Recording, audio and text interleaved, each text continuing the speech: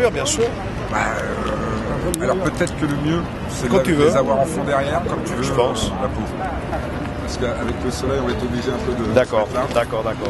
Quand vous voulez maintenant là? Ouais, autant le faire maintenant, comme ça on aura déjà fait quelque chose. On y va, ouais, bien sûr, on gagne du temps.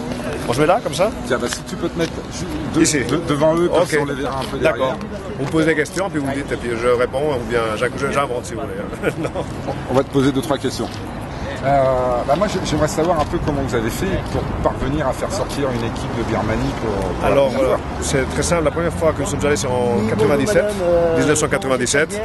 Et là, on a pris déjà contact avec l'AMTF, qui est la Myanmar Time Fédération, et avec le ministre des Sports, qui est toujours le même d'ailleurs. Il est resté le même. Et il y a Jean-Roger qui m'a demandé si on pouvait retourner, donc on l'a fait, et puis on l'a dit maintenant, en 2009 on était de nouveau là-bas.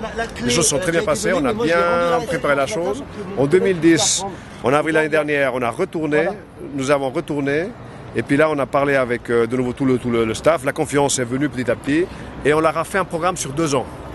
Ils ont approuvé, nous avons signé avec tout le monde.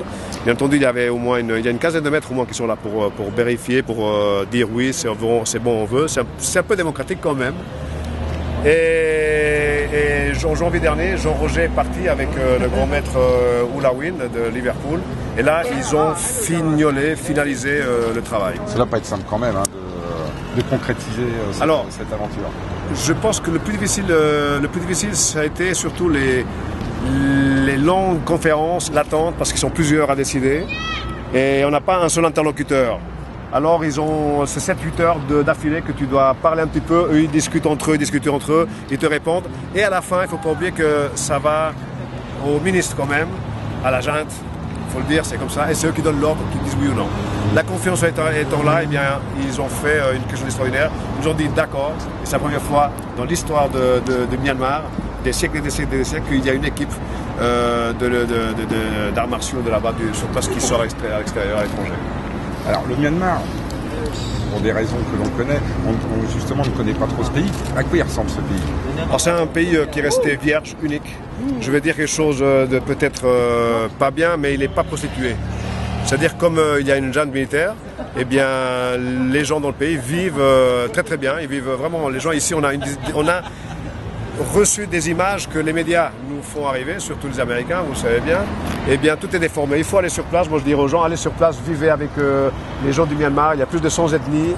Il y a encore des tirs, des éléphants, des trucs, enfin des choses incroyables. Il y a une flore, bien entendu, extraordinaire pour ceux qui ont envie d'aller dans ce sens-là. Il y a des temples, des milliers et des milliers de temples.